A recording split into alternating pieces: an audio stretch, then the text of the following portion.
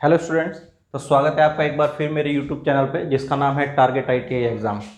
तो आज हम एक और लेक्चर आए हैं आपके लिए लेकर, किसका, alternating current and polyphase system का। जैसे कि हमने लास्ट टाइम जो लेक्चर पढ़ा था वो क्या पढ़ा था कि भाई जो हमारी करंट होती हैं उनकी जो RMS वैल्यू क्या है, मैक्सिमम वैल्यू क्या है ना। उसमें हमने साइनोसोडल करंट की पढ़ी थी, स्क्वायर वेव की पढ़ी थी, है ना, ट्रायंगुलर वेव का। और फिर हमने उसमें पढ़ा था क्या कि भाई पीक फैक्टर क्या है ना, फ्रोम फैक्टर क्या है और रिपल फैक्टर क्या है। ये सब मैंने आपको इससे पहले वाले लेक्चर में सब कराया था। ठीक है, आज हमारा दूसरा लेक्चर है और दूसरे लेक्चर को स्टार्ट करने से पहले मैं केवल एक बात कहना चाहूँगा दोस्तों, वो ये कि आप जब भी लेक्चर देखें तो उसे पूरा देखने की कोशिश करें, है ना। आप ऐसे आधा अधूरा लेक्चर देखोगे आपकी समझ में कुछ नहीं आएगा, है ना। उससे क्या बेनिफिट होगा, मतलब उससे बेनिफिट तो कुछ होने वाला है नहीं, है ना। और क्या होगा आपको, और बोरियत आएगी। क्यों? क्योंकि चीज़ें, बहुत सी चीज़ें ऐसी हो सकती हैं जो आपके लिए नई हो, है ना। आप पहली बार पढ़ रहे हो, सुन रहे हो, है ना। तो ज़रूरी नहीं है कि चीज़ें आपको एक बार में ही समझ में आ जाएंगी।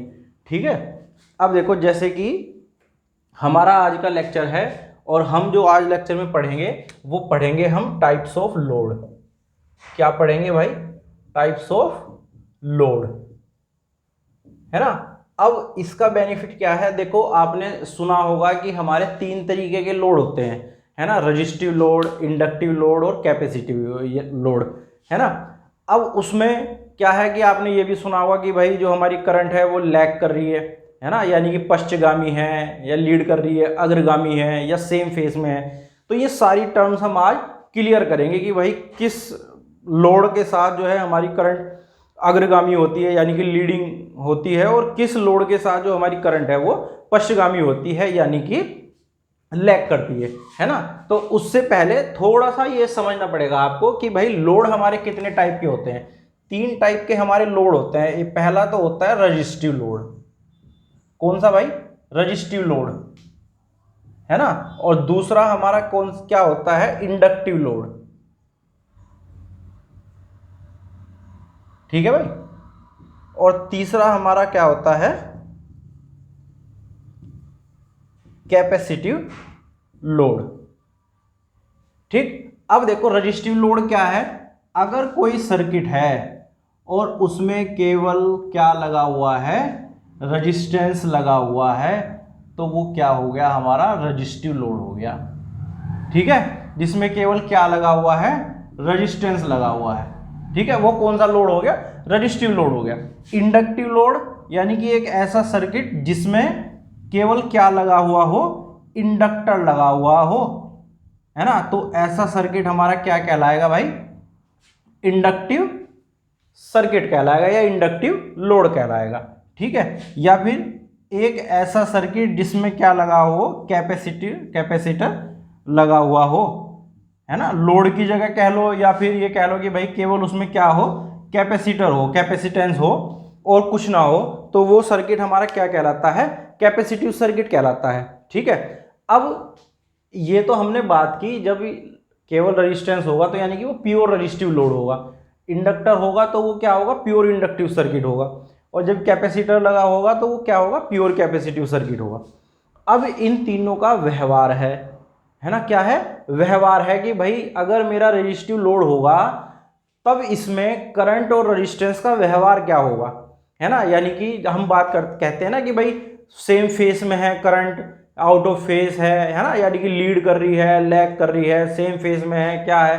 तो वो सब चीजें हमारी इन पे डिपेंड करती है, जो मैंने तुम्हें तीन लोड बताए हैं। अब देखो एक एक करके कि भाई वो कैसे करती हैं, है ना। ठीक है भाई, एक उससे पहले छोटा सा ये समझो, जैसे हम बोलते हैं ना कि भाई फेस, है ना, और फेस डिफरेंस, है ना।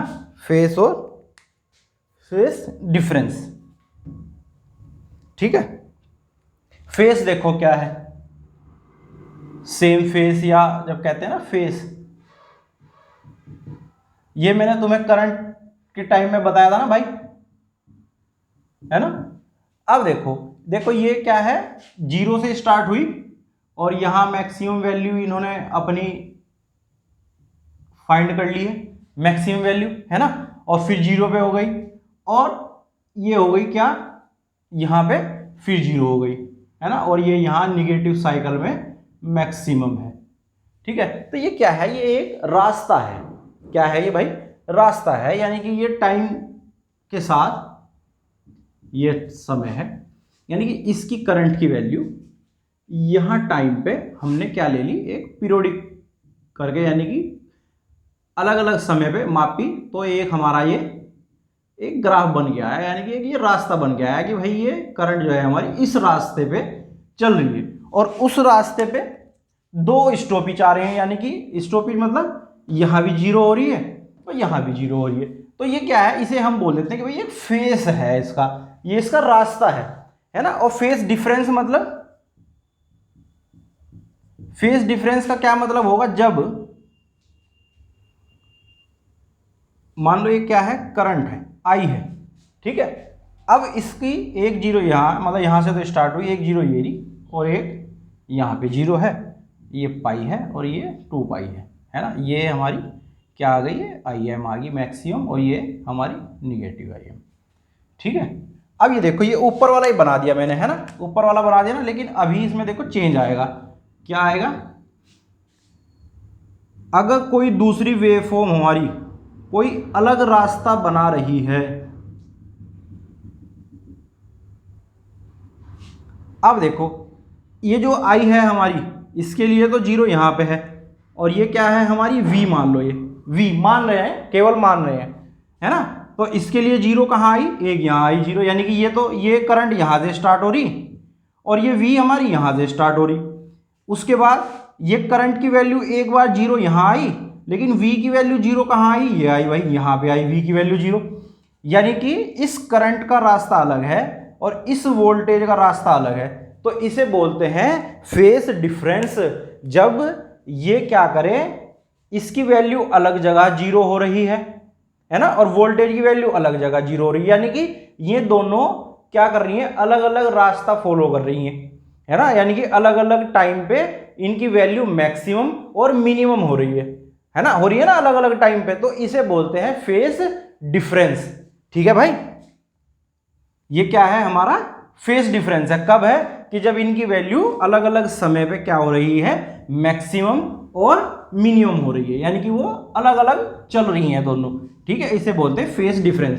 अब यही फेस डिफरेंस हमारा होता है इंडक्टिव और कैपेसिटिव सर्किट में, या कैपेसिटिव लोड के साथ। अब देखो कैसे, है ना। पहला जो हमारा लोड है वो है रजिस्टिव लोड। कौन सा लोड है भाई, रजिस्टिव लोड। यानी कि जैसे अभी तुम्हें बताया था कि भाई लोड की जगह या हमारा जो लोड है वो प्योर क्या है, रेजिस्टेंस है, और उसमें हमने क्या लगा दिया है, ये सर्किट बना दिया कि भाई ये है और ये हमारी आई ये बह रही है और ये वी लगा रखी है और ये हमारा क्या है, आर है। ठीक है, अब इसमें करंट का और वोल्टेज का व्यवहार क्या होता है, तो इसमें हम क्या बनाते हैं भाई, यही बना देते हैं, चलो।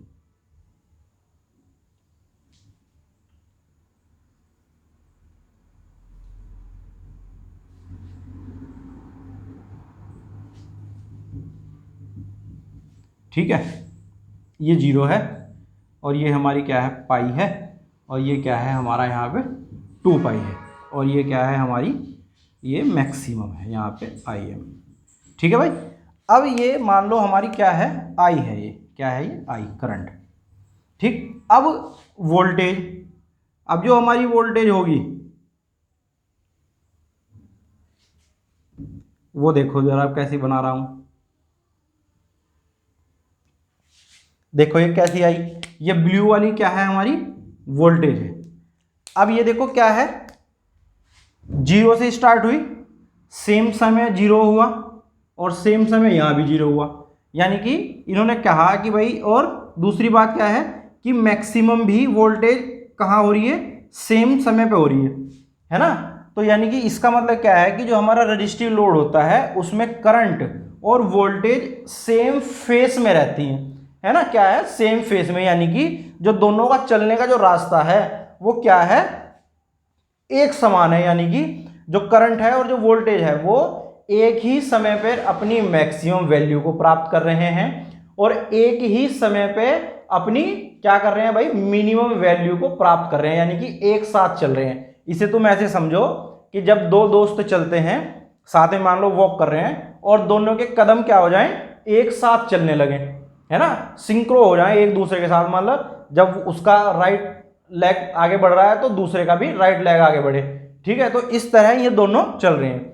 अच्छा, दूसरी समझने वाली बात इसमें यह है दोस्तों, क्या कि मैग्नीट्यूड हमारा चेंज हो सकता है। मैग्नीट्यूड चेंज हो सकता है मतलब आयाम चेंज हो सकता है, मतलब कि वैल्यू कम या ज्यादा हो सकती है। कि भाई करंट हमारी आई की वैल्यू हमारी 10 एम्पियर है ना, और वोल्टेज हमारी केवल 5 ही वोल्ट है, ठीक। मतलब ये कम ज्यादा जरूर हो सकती हैं लेकिन चलेंगी एक साथ ही, ठीक है। जैसे ये बनाया ना मैंने, देखो करंट तो ऊपर है वोल्टेज नीचे है, तो इसका मतलब क्या है कि ये मैग्नीट्यूड है कि वोल्टेज की वैल्यू करंट से कम है, ठीक है, लेकिन चल साथ रही है। तो इसका मतलब क्या है कि फेस डिफरेंस हमारा क्या होता है, इसमें जीरो होता है। क्या होता है, फेस डिफरेंस जीरो। अब ये तो है इसका फेजर डायग्राम, वैसा डायग्राम हमारा है ना वेव फॉर्म का। अब एक इसका फेजर डायग्राम देख लो, ये हमारी क्या है V। अब क्या कहा कि जो हमारी रजिस्टिव लोड होता है वो उसमें वोल्टेज और करंट जो है सेम फेज में होती हैं। तो सेम फेज का मतलब क्या है कि अगर वोल्टेज ये रही तो करंट हमारी इसी के ऊपर रहेगी और ये रहेगी यहाँ पे आई, ठीक है भाई। यानी कि इनके बीच में जो हमारा फेस एंगल रहेगा, फेस एंगल, उसकी वैल्यू कितनी रहेगी, जीरो रहेगी, है ना। क्या रहेगी उसकी वैल्यू, जीरो। तो यहां तुम लिख सकते हो फेस एंगल बराबर जीरो, है ना। और पावर फैक्टर कितना रहेगा, पावर फैक्टर रहेगा यूनिटी, यानी कि 1, है ना। ये इंपॉर्टेंट है भाई, ये आ जाता है कि रजिस्टिव लोड में फेस एंगल कितना होता है, जीरो, और पावर फैक्टर कितना होता है, 1। अब ये क्यों होता है, क्योंकि पावर फैक्टर हमारा क्या होता है, पावर फैक्टर होता है कोस फाई, है ना। क्या होता है भाई, कोस फाई, और फाई की वैल्यू जीरो, है ना, क्योंकि फेस डिफरेंस तो क्या है, जीरो है। तो फाई की वैल्यू कितनी है, जीरो, है ना। तो यहां क्या आ जाएगा, कोस जीरो डिग्री, और कोस जीरो डिग्री की वैल्यू कितनी होती है, 1 होती है। इसलिए जो हमारा जो फेस एंगल है अगर वो जीरो होगा, है ना, तो पावर फैक्टर क्या होगा, यूनिटी होगा, यानी कोस फाई, कोस जीरो की वैल्यू क्या होगी, 1 होगी। और ये सब चीज होती है काहे में, रजिस्टिव लोड में। काहे में होती है भाई, ये रजिस्टिव लोड में, ठीक है। अब ये जो तुम्हें बताया पावर फैक्टर, इसके बाद तुम्हें पावर फैक्टर ही समझाऊंगा, है ना। इसके बाद जो है ना लोड के बाद पावर फैक्टर ही समझाऊंगा, इसलिए केवल अभी इतना याद रखो, ठीक है। इन दोनों के बीच में जो V और I है ना, इसके बीच में जो कोण बनता है इन दोनों के बीच में, उसका कोसाइन एंगल ही हमारा क्या कहलाता है, पावर फैक्टर कहलाता है। अब यहां देखो V और I के बीच में तो कुछ भी एंगल नहीं बन रहा, है ना, तो इसलिए हमने कोस फाई की वैल्यू क्या ले ली, जीरो ले ली। और जब कोस फाई की वैल्यू जीरो ले ली तो कोस जीरो की वैल्यू क्या है, यहाँ पे 1 होती है। इसलिए हम कहते हैं कि भाई जो रजिस्टिव लोड है हमारा, उसमें फेस एंगल जीरो है और पावर फैक्टर हमारा क्या है, यूनिटी है, ठीक है भाई। आई बात समझ में इतनी, है ना। चलो देखो, अब एक देखो हमारा कौन सा लोड है दूसरा, इंडक्टिव लोड। कौन सा है भाई, इंडक्टिव लोड। इंडक्टिव लोड में क्या होता है, अच्छा चलो ठीक है, ये तुम्हें समझ आया होगा। अभी देखो कुछ भी ना दोस्तों, आपको अगर आगे बढ़ना है तो तुम्हें समय लगाना पड़ेगा, ठीक है। मैंने तुम्हें पहले भी बताया है और अब एक बार और बता रहा हूं कि यहाँ पे क्वेश्चन करवाना बहुत आसान है, लेकिन कॉन्सेप्ट समझना थोड़ा सा मुश्किल है। अगर क्वेश्चन तुम 10 रट लिए तो केवल वो 10 ही रट पाओगे, लेकिन अगर कॉन्सेप्ट समझ लिया तो उस कॉन्सेप्ट पर आने वाले सभी सवाल तुम आसानी से सोल्व कर पाओगे। इसलिए मेरा जो मकसद रहता है वो ये मकसद रहता है कि लड़के ज़्यादा से ज़्यादा कॉन्सेप्ट को सीखें, है ना। मेरा मकसद ये नहीं रहता कि ज़्यादा से ज़्यादा क्वेश्चन करें, मेरा मकसद ये रहता है कि ज़्यादा से ज़्यादा लड़के किसे सीखें, कॉन्सेप्ट को सीखें, जिससे कि क्वेश्चन वो अपने आप कर सकें, है ना। और जब तुम अपने आप क्वेश्चन करने लगोगे ना तो तुम्हारा कॉन्फिडेंस अपने आप ही बढ़ेगा, ठीक है। और जब तक तुम क्वेश्चन को रटते रहोगे तब तक तुम कॉन्फिडेंस नहीं बना पाओगे कि हाँ हम कोई एग्जाम निकाल सकते हैं। एग्जाम निकालने का कॉन्फिडेंस कब आता है, जब तुम खुद क्वेश्चन सोल्व करने लगोगे। और वे कब होंगे, पता है कब होंगे? तब होंगे जब तुम्हारे कॉन्सेप्ट क्लियर होंगे। और बिना कॉन्सेप्ट क्लियर के केवल तुम बुक से क्वेश्चन रटोगे ही, उससे ज्यादा कुछ नहीं कर पाएंगे, ठीक है। इसलिए टाइम लगा के देखा करो लेक्चर, ठीक है, और कॉन्सेप्ट समझने की कोशिश किया करो, ठीक। अब देखो जरा इंडक्टिव लोड। इंडक्टिव लोड का मतलब यह है कि कोई ऐसा सर्किट है जिसमें केवल क्या लगा हुआ है, इंडक्टर है, यानी कि लोड की जगह हमने क्या लगा दिया कि इंडक्टर लगा दिया। अब तुम्हें सबको पता होगा कि भाई इंडक्टर कैसे है, क्या है, मतलब एक ये मान लो कोई छड़ ले लो, या बचपन में हम क्या करते हैं, धागा है कोई धागा, उसे अपनी उंगली पर लपेटते हैं, है ना, लपेटते हैं ना, और तो उसमें ऐसे ही वो छल्ले से बन जाते हैं, है ना। तो ऐसे ही तुम क्या करो, एक कॉपर का तार लो और उसे अपनी उंगली पे ऐसे ऐसे लपेट के बाहर निकाल लो, तो वो क्या बन गया, इंडक्टर बन गया, है ना। क्या बन गया, वो इंडक्टर बन गया। अब इंडक्टर की एक जो है प्रॉपर्टी होती है, क्या प्रॉपर्टी होती है, मैंने आपको बताया था जिस दिन कैपेसिटर पढ़ाया था कि भाई इंडक्टर क्या करता है, जो करंट का मान है जो बदल रहा है ना, तो उस मान के मतलब जो मान में चेंजेस आ रहे हैं उनका अपोज करता है कौन, इंडक्टर, ठीक है। यानी कि करंट के मान में होने वाले परिवर्तन का कौन विरोध करता है, ये इंडक्टर विरोध करता है। किसका, करंट के मान में होने वाले परिवर्तन का विरोध करता है कौन, ये हमारा इंडक्टर। और इस कारण क्या हो जाता है, देखो क्या हो जाता है, समझो जरा।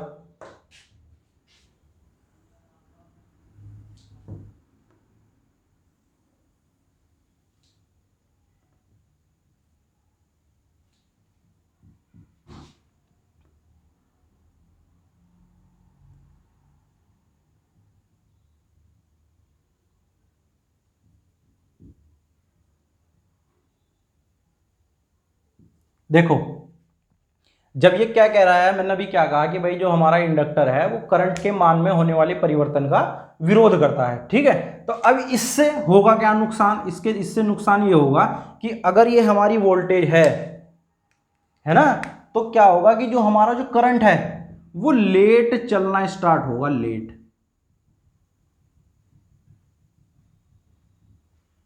है ना। जो हमारा करंट है वो कहां क्या चलना स्टार्ट होगा, लेट चलना स्टार्ट होगा, लेट। इसका मतलब क्या हुआ कि जो हमारा करंट है वो क्या करता है, लैग करता है, लैग यानी कि पीछे रह जाता है ना। अब पीछे रह जाने का मतलब, अब तुम यहां देख रहे होंगे ये डायग्राम, है ना, इसमें क्या है कि ये जीरो यहां है और करंट की वैल्यू आगे से चल रही है ना, आगे से। तो इसे देख के तुम ये मत समझ जाना कि भाई ये जो हमारा करंट है वो इंडक्टिव सर्किट में लीड करता है, यानी कि आगे चलता है। ये इसका मतलब ये है कि ये पीछे चल रहा है। अब क्यों चल रहा है ये पीछे, देखो जरा। अब एक तो मैंने यहां Vm लिख दिया, यानी कि वोल्टेज की मैक्सिमम वैल्यू, अब ये लिख दिया 0। इसका मतलब क्या है कि ये देखो जरा तुम, कि मान लो यहां से एक रेस स्टार्ट होनी है, यहां से क्या स्टार्ट होनी है, एक रेस स्टार्ट होनी है, और दो लड़के यहां पे रेस करने के लिए खड़े हुए हैं, ठीक है। अब ये A है और ये B है, ठीक। अब क्या हुआ कि ट्रिगर दबा, यानी कि आवाज हुई, तो इसने A ने भागना शुरू किया और वो भागते भागते आधे रास्ते पे पहुंच गया, यहां पहुंच गया, ठीक। अब B ने भागना स्टार्ट किया, तो पीछे कौन है, A यहां पहुंच गया आधे रास्ते पे, ये पूरा रास्ता है, यहां फिनिश लाइन है, ठीक है। ये अब A हमारा आधे रास्ते पे पहुंच गया, अब B ने भागना स्टार्ट किया, तो बताओ पीछे कौन है। अब तुम सब कहोगे सर कैसा सवाल पूछ रहे हो, पीछे तो B है, कि जब A आधे रास्ते पे पहुंच गया और B ने अब भागना स्टार्ट किया, तो पीछे कौन है, B है। बिल्कुल सही समझा आपने, B ही सब पीछे है ना। अब देखो यहां ये वाला, जब मैंने V बनाया, V की वेवफॉर्म बनाई, तो V हमारा कहां पहुंच गया, अपनी मैक्सिमम वैल्यू प्राप्त कर ली, प्राप्त कर ली ना अपनी मैक्सिमम वैल्यू, और करंट ने अब चलना स्टार्ट किया। करंट ने कहां से चलना स्टार्ट किया? अब चलना स्टार्ट किया जब V यानी वोल्टेज हमारी मैक्सिमम पे पहुंच गई ना, मैक्सिमम का साइकिल पे पहुंच गई मैक्सिमम पॉइंट पे अपने, तब करंट ने चलना स्टार्ट किया। तो अब बताओ पीछे कौन है? अब आया ना पॉइंट समझ में? तो पीछे कौन है? करंट है पीछे, ठीक है। और वो क्यों है पीछे करंट? क्योंकि जो हमारा इंडक्टर है दोस्त, हमारा इंडक्टर, इसका गुण है, कैसा गुण है कि जो करंट के मान में जो परिवर्तन हो रहा है ये उसका विरोध करता है, और इसीलिए ये कुछ देर क्या कर लेता है? करंट को होल्ड कर देता है ना। क्या कर देता है? करंट को होल्ड कर देता है। अगर इसमें एसी सर्किट है लगा हुआ, मान लो सॉरी एसी करंट बह रही है, तो क्या होगा कि ये करंट हमारी क्या होगी? देखो लैग करेगी। क्या करेगी भाई? लैग करेगी। किससे लैग करेगी? वोल्टेज से लैग करेगी, है ना। और कितने डिग्री पे लैग करेगी? देखो यहां देख लो तुम एक बार, ठीक है, कि मान लो ये V है हमारा, है ना, तो करंट हमारी कहां आएगी भाई? यहां आएगी नीचे। और कितने डिग्री पे लैग करेगी ये? 90 डिग्री पे। अगर कोई हमारा प्योर इंडक्टिव सर्किट है, क्या है?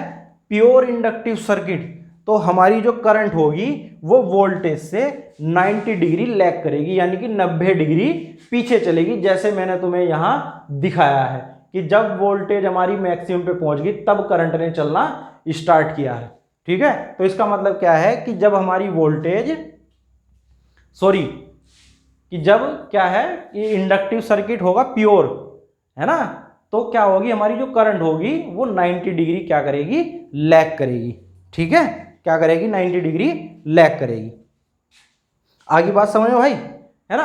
अब एक चीज इसमें ये याद रखनी है आपको भाई, कि जो हमारा प्योर इंडक्टिव सर्किट होता है, ये याद रखनी है, पेपर में आ जाती है, ठीक है। जो प्योर इंडक्टिव सर्किट होता है ये पावर को एब्जॉर्ब नहीं करता, है ना, यानी कि पावर का जो एब्जॉर्बेशन होता है, संग्रहित करने की क्षमता या सोख लेना जिसे हम बोलते हैं, वो कितनी है? 0 है। क्या है? 0, यानी कि 0 पावर को एब्जॉर्ब करता है कौन? Inductive circuit. और सेम ऐसे ही कैपेसिटिव सर्किट है जो 0 पावर को एब्जॉर्ब करता है। केवल एक सर्किट है जो पावर को एब्जॉर्ब करता है, और वो कौन सा सर्किट है? जो इससे पहले पढ़ाया था, यानी कि रेजिस्टिव सर्किट है जो पावर को एब्जॉर्ब करता है। आ गई बात समझ में भाई?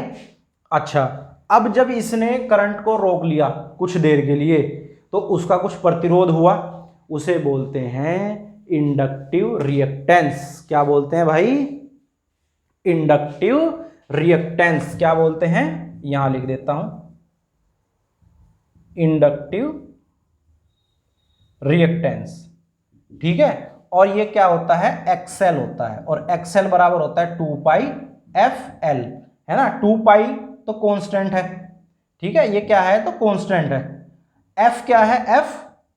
एफ सबको पता है फ्रीक्वेंसी है ना। और एल क्या है? इंडक्टेंस है। क्या है? एल इंडक्टेंस, ठीक है भाई। एफ क्या है? हमारी फ्रीक्वेंसी है, और एल क्या है? हमारा इंडक्टेंस है, ठीक है। तो इसमें एक पॉइंट तो हमारा ये लिखो, क्या? कि इंडक्टिव सर्किट में करंट वोल्टेज से क्या करती है? लैग करती है ना, लैगिंग होती है, ठीक है। दूसरे नंबर पे लिखो प्योर, यानी कि शुद्ध इंडक्टिव सर्किट होगा, शुद्ध इंडक्टिव अगर सर्किट होगा, है ना, तो 90 डिग्री लैगिंग होगी करंट,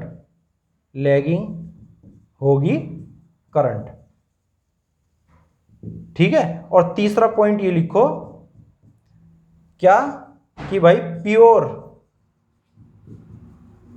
इंडक्टिव सर्किट 0 पावर सोखता है ना, एब्जॉर्ब करता है। कितनी? कौन सी पावर? 0 पावर सोखता है, ठीक है भाई।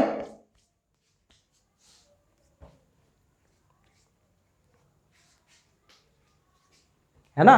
तो 90 डिग्री पीछे चलती है कौन, करंट। अच्छा, अगर क्वेश्चन ये आ जाए कि प्योर इंडक्टिव सर्किट में जो वोल्टेज है वो करंट से लैग करती है, लीड करती है।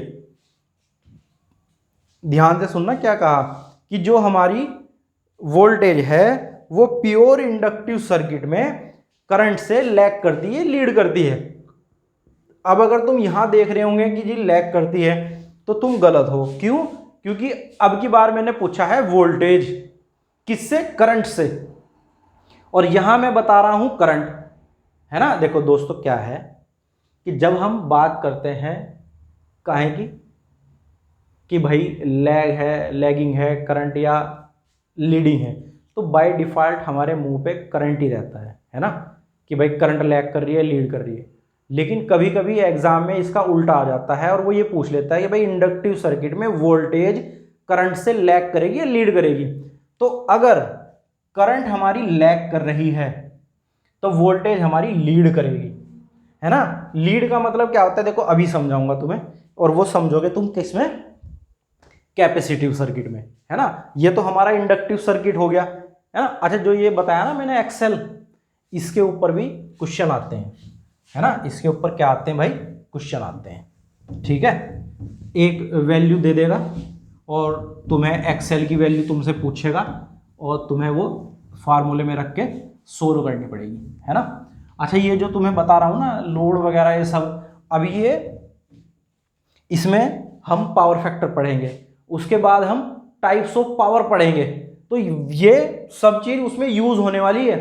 ऐसा नहीं है कि केवल ये यहीं के लिए है, ये यूज होने वाली है। और ये जब तक तुम मशीन पढ़ोगे, यानी कि मोटर जनरेटर वगैरह पढ़ोगे, पावर वो पढ़ोगे, क्या बोलते हैं, ट्रांसफार्मर पढ़ोगे, है ना, पावर सिस्टम पढ़ोगे, तो वहां पे ये सारी चीजें आएंगी, है ना, सब चीज यही आएगी। तो ये जो बेसिक इलेक्ट्रिकल है, इसका मतलब ये है कि अगर किसी बच्चे ने बेसिक इलेक्ट्रिकल अपना अच्छा कर लिया ना, तो उसने इलेक्ट्रिकल का कम से कम 50% कोर्स कवर कर लिया। क्योंकि ये सब चीजें हमारी मशीन में भी चलती हैं, पावर सिस्टम में भी चलेंगी, मेजरमेंट में भी चलेंगी, सब यही चलता रहता है हमेशा, ठीक है, कुछ भी अलग नहीं है। अब है कैपेसिटिव लोड, है ना। अब कैपेसिटी लोड, जैसे कि अभी तुमने देखा कि भाई हमने क्या लगा रखा था, इंडक्टर लगा रखा था, अब यहाँ क्या लगा दो, एक कैपेसिटर लगा दो। अब कैपेसिटर का तो मैंने तुम्हें बड़े अच्छे तरीके से पढ़ाया भाई, है ना, कि भाई कैपेसिटर क्या होता है। कैपेसिटर क्या होता है कि ये चार्ज को स्टोर करता है ना, किसे स्टोर करता है, चार्ज को। और दूसरा मैंने इसमें तुम्हें क्या बताया था कि भाई ये वोल्टेज के मान में होने वाले परिवर्तन का, है ना, किसके, वोल्टेज के मान में, है ना, होने वाले परिवर्तन का क्या करता है, ये विरोध करता है ना। जो इंडक्टर था वो करंट के मान में होने वाले परिवर्तन का विरोध कर रहा था, और ये जो कैपेसिटर है ये किसके मान में होने वाले परिवर्तन का विरोध कर रहा है, वोल्टेज के। तो इससे क्या वो है नुकसान, इससे देखो नुकसान ये है,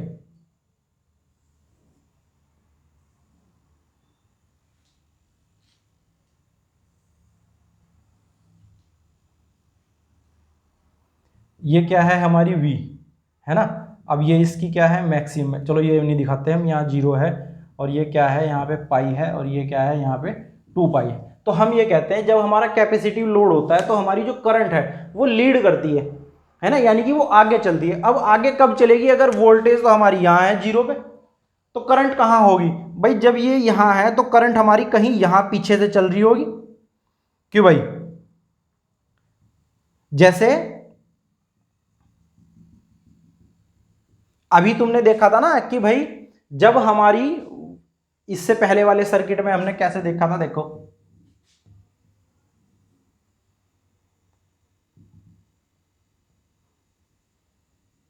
इससे पहले वाले सर्किट में हमने ऐसे देखा था ना कि भाई ये V है और ये I है ना। तो यहाँ पे हमारी जो करंट थी वो लैग कर रही थी, यानी कि वो पीछे चल रही थी। तो यानी कि ये जो हमारी वोल्टेज है ये लीड कर रही, क्यों, क्योंकि ये आगे चल रही। अब अगर वोल्टेज हमारी कैपेसिटिव सर्किट में यहाँ 0 से स्टार्ट हुई है और हमारी करंट अगर लीड कर रही होगी, तो इसका मतलब क्या है कि वो कहीं पीछे से चल रही होगी, यानी कि यहाँ, है ना, यहाँ से चल रही होगी। अब देखो कि जब वोल्टेज हमारी 0 है तो करंट का हमारा क्या आ गया, मैक्सिमम वैल्यू हमें प्राप्त हो गई करंट की। तो इसीलिए हम ये कहते हैं कि भाई जो हमारा कैपेसिटिव सर्किट है उसमें जो है हमारी करंट क्या करती है, लीड करती है। किससे लीड करती है? वोल्टेज से। किससे लीड करती है भाई? वोल्टेज से लीड करती है। और एक बार इसका ये सर्किट देख लो,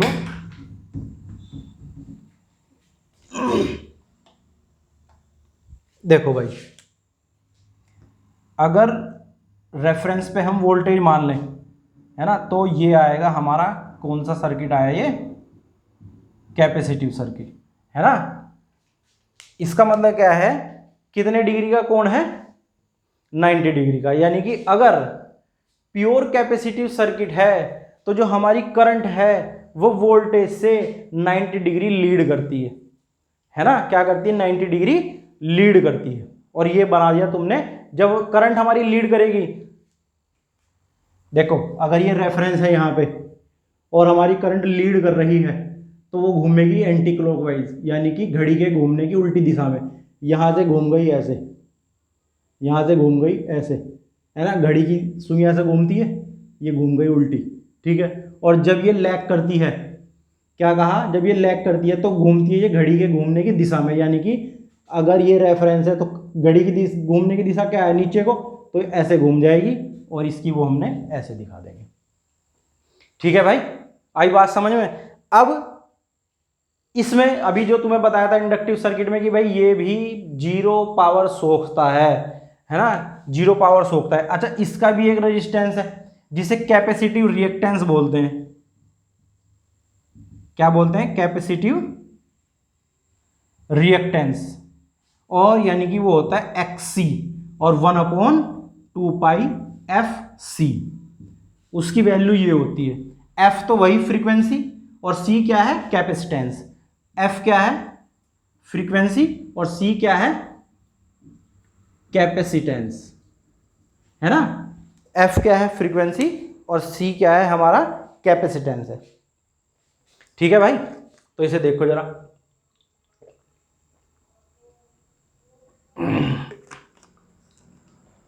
ठीक है, ये आई बात समझ में कि जो हमारा कैपेसिटिव लोड होगा वो क्या करेगा कि उसमें जो है हमारी करंट जो होगी वो लीड करेगी किससे? वोल्टेज से, है ना। अभी इससे पहले जो हमारा क्वेश्चन था जब हमने ये स्टार्ट किया वो ये था कि भाई अगर मैं ये कहूं कि इंडक्टिव सर्किट में वोल्टेज करंट से लीड करेगी या लैग करेगी, तो वो क्या करेगी? लीड करेगी। क्यों?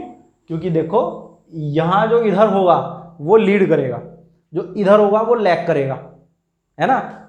जो यहां होगा इधर, जिसकी वेवफॉर्म पहले स्टार्ट हो रही होगी वो लीड करेगा, और जिसकी वेवफॉर्म दूसरे नंबर पे स्टार्ट हो रही होगी वो क्या करेगा? लैग करेगा। ठीक है भाई, आई बात समझ में। अब एक बार इसका ये कैप देख लो, और वो भी शॉर्ट तरीके से, है ना।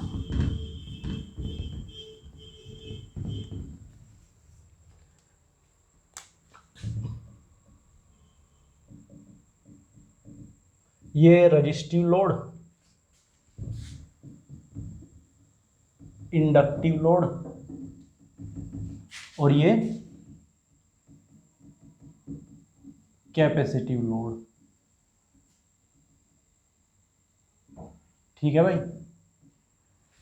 अब देखो जरा रेजिस्टिव लोड में क्या होगा।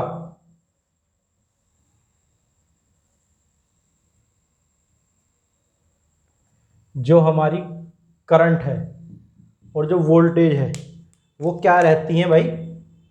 सेम फेज में रहती है। ये ठीक है, सेम फेज में हो गया। ये 0 है, ये पाई है, ये 2π है। अब इनका डायग्राम वैसा, ये V है तो सेम फेज में, मतलब ये आ गया जी सेम फेज में I। ठीक है, अब पावर फैक्टर कितना? फेस एंगल, फेस एंगल कितना है भाई? 0। और पावर फैक्टर क्या है? यूनिटी। ठीक है भाई, पावर फैक्टर क्या है? यूनिटी है। ठीक है, अब इंडक्टिव सर्किट, इंडक्टिव सर्किट में देखो जरा,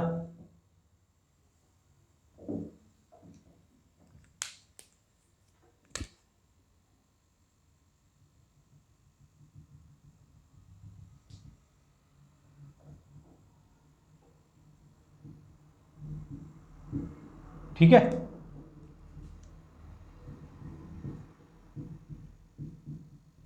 अब ये वाला क्या आएगा यहाँ पे, दूसरे वाला, ये V और ये आएगा यहाँ पे I और फेस एंगल 90 डिग्री, ठीक है।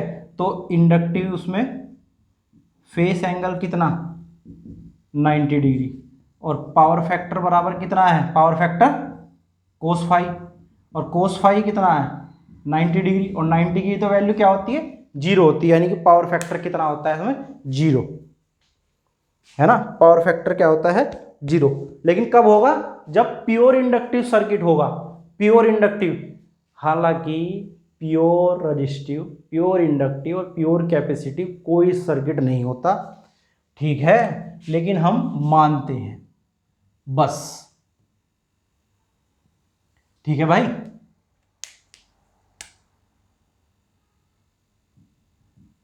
ये है हमारा रजिस्टिव लोड।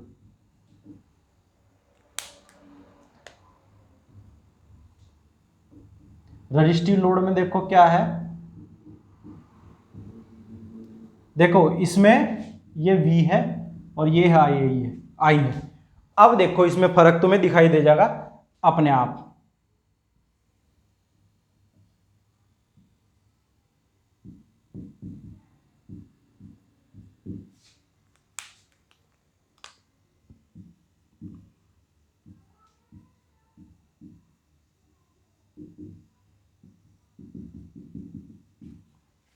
देखो इसमें भी फेस, अरे फेस एंगल 0 लिख दिया, तो गलती हो गई थी भाई बहुत तकड़ी। फेस एंगल कितना है 90 डिग्री और पावर फैक्टर कितना है 0। क्यों, जैसे इसका किया ना पावर फैक्टर कोस फाई, और फाई की वैल्यू 90 डिग्री और कोस 90 की वैल्यू 0, तो सेम यहाँ भी ऐसे ही आएगा कि अगर प्योर हमारा कैपेसिटिव सर्किट है ना, प्योर कैपेसिटिव सर्किट है, तो उसमें जो पावर फैक्टर होगा हमारा वो क्या होगा 0 होगा, ठीक है। अब देखो तुम्हें यहाँ पे तीनों की वेव फॉर्म मिल गई होगी, ये रजिस्टिव की है, देखो एक साथ चल रही है, एक साथ 0 हो रही है, यानी कि एक साथ चल रही है। इंडक्टिव लोड में देखो ये क्या है हमारा, लैग कर रहा है, कौन, करंट लैग कर रहा है। लेकिन अगर इंडक्टिव लोड में वोल्टेज पूछ लूं तो वो लीड कर रही है, कि भाई इंडक्टिव सर्किट में जो वोल्टेज है वो करंट से लैग करती है, लीड करती है, लीड कर रही है। क्यों, क्योंकि ये पहले चल रही है, ठीक है। इसी तरह यहां आ जाओ कैपेसिटर में। अब कैपेसिटर में क्या है, करंट हमारी क्या कर रही है, लीड कर रही है, किससे, वोल्टेज से। अगर यहां कैपेसिटिव सर्किट में वोल्टेज पूछ लूं कि भाई कैपेसिटिव सर्किट में वोल्टेज करंट से लैग करती है, लीड करती है, तो यहां पे वोल्टेज लैग कर रही है, लीड कौन कर रहा है, करंट, किसमें, कैपेसिटिव सर्किट में, ठीक है। अब यहां आ जाओ, देखो सेम फेज में है, फेज एंगल 0 है, पावर फैक्टर क्या हो गया, यूनिटी हो गया। इसमें आ जाओ इंडक्टिव सर्किट में, फेस एंगल कितना है 90 डिग्री, पावर फैक्टर कितना हो गया 0 हो गया। क्यों, क्योंकि कोस 90 की वैल्यू क्या होती है 0 होती है। इसी तरह सेम यहां है ना, कि भाई फेस एंगल कितना है 90 डिग्री, पावर फैक्टर क्या हो गया हमारा 0 डिग्री। अब एक चीज मैं तुम्हें समझा रहा था कि जब हम इंडक्टिव लोड की बात करेंगे और V वोल्टेज को रेफरेंस में मान लेंगे, है ना, तो ये जो हमारी सुई है, करंट की सुई, वो किधर घूमेगी, करंट के घूमने की दिशा में, करंट के घूमने की दिशा में, करंट के घूमने की दिशा में, यानी नीचे, ठीक है। ये वोल्टेज V रेफरेंस पे है। अब मैं कहूं कि प्योर कैपेसिटिव सर्किट है, तो करंट की सुई कहाँ घूमेगी, घड़ी के घूमने की उल्टी दिशा में, घड़ी के घूमने की उल्टी दिशा में, यानी कि ऊपर की ओर। और ये पेपर में पूछ लेता है कि भाई इंडक्टिव लोड में जो हमारी करंट है वो किस डायरेक्शन में घूमती है, यानी कि किस डायरेक्शन में उसकी डायरेक्शन होगी, किस दिशा में होगी, घड़ी के घूमने की दिशा में या उल्टी दिशा में। तो ये किधर है भाई, घड़ी के घूमने की दिशा में, ठीक है। तो ये था हमारा आज का लेक्चर कि भाई टाइप ऑफ लोड आपने समझा, resistive load, inductive load, capacitive load, ठीक है। अगर तुम यहाँ तक तुमने लेक्चर देखा होगा तो तुम समझ जाओगे, अदरवाइज नहीं समझोगे, ठीक है। तो इसीलिए लेक्चर को पूरा देखने की कोशिश किया करो, अपने दोस्तों को शेयर करो और ज़्यादा से ज़्यादा सब्सक्राइब करो। Thank you.